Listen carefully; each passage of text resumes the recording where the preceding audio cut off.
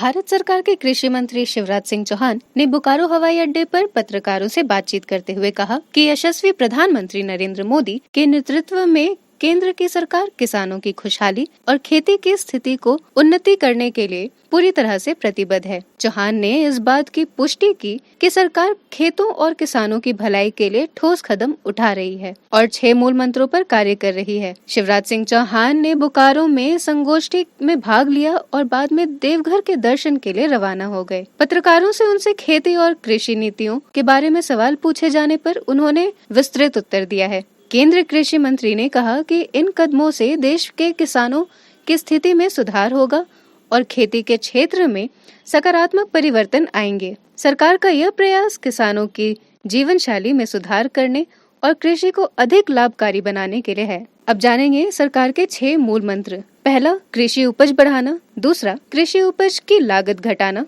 तीसरा, किसानों को उनकी उपज का उचित मूल्य दिलाना। चौथा, फसलों की पैदावार में वृद्धि करना। पांचवा, खेती के नुकसान की भरपाई करना। और सबसे आखिरी, प्राकृतिक खेती को बढ़ावा देना। 6 चीजें हम कर रहे हैं। एक, उत्पादन बढ़ाना। दूसरे, उत्पादन की लागत घटाना।